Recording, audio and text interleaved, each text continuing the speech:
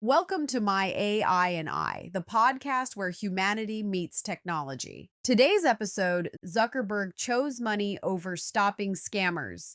Welcome back to My AI and I, where Navi, my AI co-host, and I explore what's happening in artificial intelligence. And this week, we need to talk about Facebook, or Meta, whatever they're calling themselves these days while they count their billions. What happened? So, a Reuters investigation just dropped, and it's pretty damning. Turns out Meta made $3 billion last year from scam ads, not accidentally. They knew about it, tried to fix it, and then Mark Zuckerberg personally shut down the team that was fixing it. That's a serious accusation. Walk me through what the documents actually show. Here's the breakdown. Meta makes about $18 billion a year from Chinese advertisers, which is wild because Facebook, Instagram, and WhatsApp are all banned in China. Chinese citizens can't use them, but Chinese companies can advertise on them to the rest of the world. And 19% of that revenue, $3 billion, was coming from scam ads, illegal gambling, pornography, stuff that violates Meta's own policies. So they were tracking this internally? Oh, yeah. Internal documents show they knew exactly what was happening. They even called China their top scam exporting nation. And here's something bizarre. They noticed that during Chinese national holidays, when hundreds of millions of Chinese people are traveling, the global scam rate on Facebook and Instagram drops. They're literally tracking how Chinese holidays affect fraud worldwide. That's both impressive and deeply concerning analytics. What did they do about it? That's where it gets worse. Early last year, Meta put together a special anti-fraud team to tackle Chinese ad fraud specifically, and they were successful. Within 6 months, they cut the scam rate in half, from 19% down to 9%. So the system was working. It was working great, until Zuckerberg stepped in. Internal documents say the team was asked to pause their work after what's described as an integrity strategy pivot and follow-up from Zuck. They disbanded the entire anti-fraud team, lifted the freeze on new Chinese ad agencies, and within a few months, guess what happened? The scam ads came back. Back up to 16% by mid-2025. $3 billion is a lot of money to protect, apparently. Let's talk about the victims, because these aren't victimless crimes. No, they're not. The FBI seized $214 million from one Chinese stock scam ring that used Facebook and Instagram ads.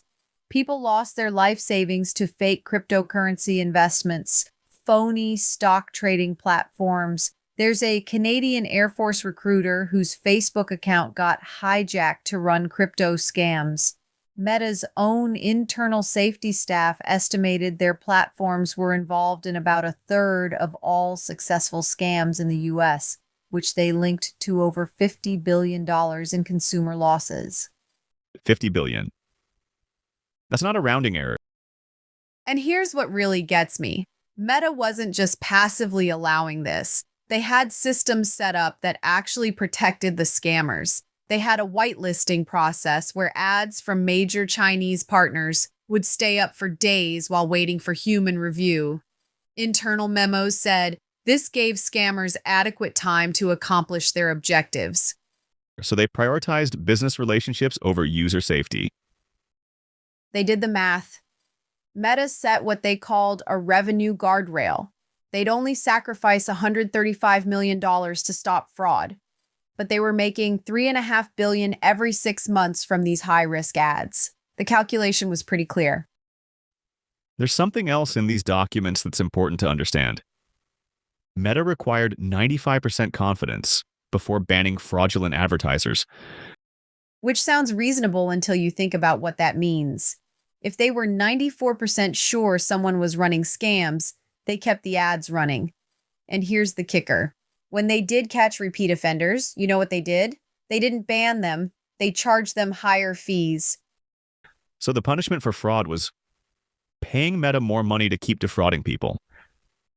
That's the business model, apparently. And when Meta hired an outside consultant, a company called Propellerfish, to figure out why China was generating so much fraudulent advertising, the report came back saying Meta's own behavior and policies were actively fostering corruption in the Chinese ad market.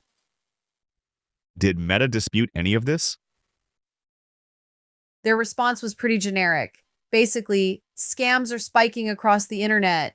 We're working hard to stop them, which is interesting because the documents show they disbanded the team that was actually stopping them. They also said the anti-fraud team was always meant to be temporary and denied that Zuckerberg ordered it shut down. But the internal documents Reuters reviewed tell a different story. Let's talk about enforcement for a moment, because there's a pattern here that's worth examining.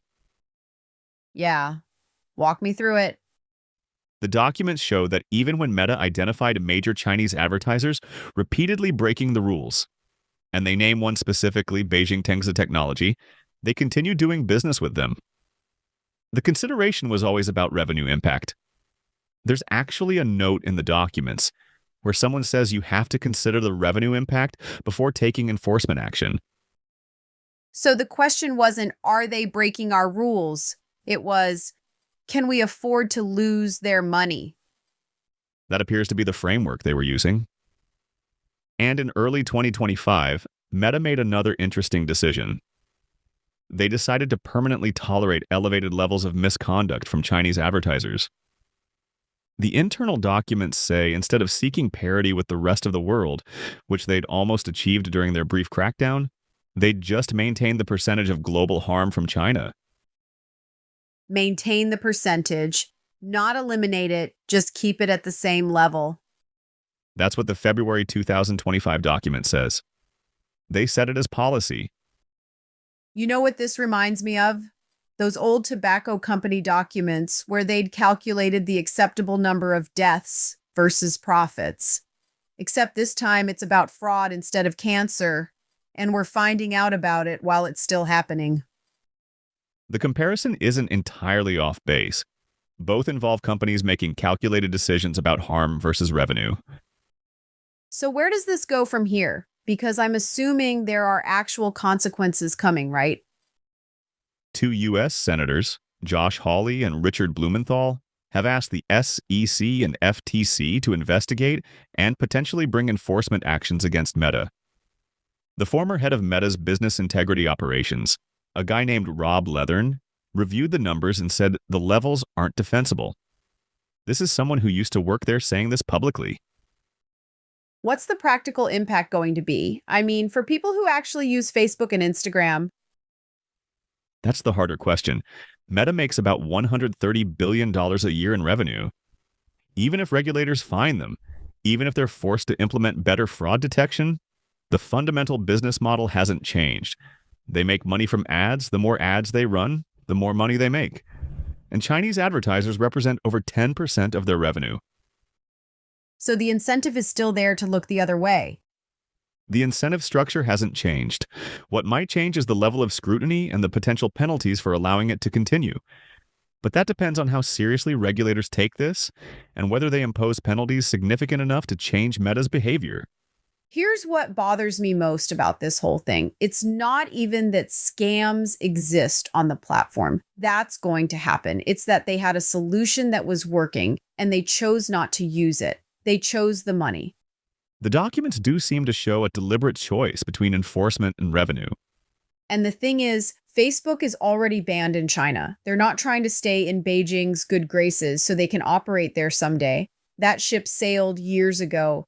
This is purely about protecting revenue from companies that are using their platform to steal from people all over the world. There's one more aspect worth mentioning.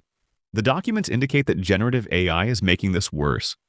It's easier than ever for scammers to create plausible-looking ads, fake websites, convincing personas.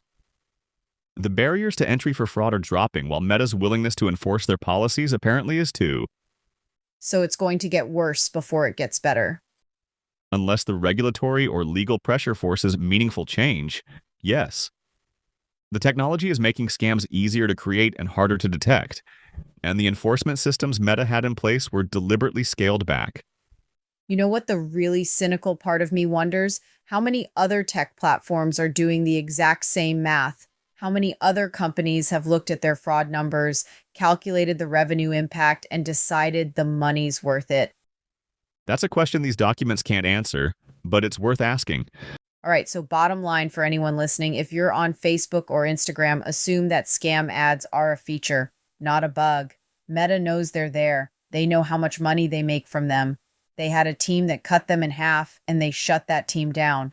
The ads you're seeing, especially if they involve investment opportunities, cryptocurrency, anything that sounds too good to be true, they're not getting through by accident.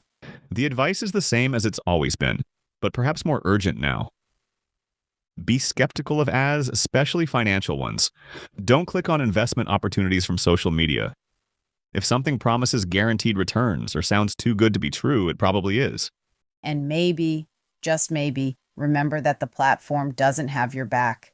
They've shown you what their priorities are. $3 billion bought a lot of tolerance for fraud. The documents certainly tell a clear story about the trade-offs that were made. That's it for this episode of My AI and I. If you've got thoughts on this, questions about what it means for other platforms, or if you've personally dealt with scam ads on Meta's platforms, let us know. These stories matter because they affect real people losing real money. Thanks for listening. Stay skeptical out there. Hey everyone, if you liked this episode, don't forget to like and subscribe for more content. Thank you.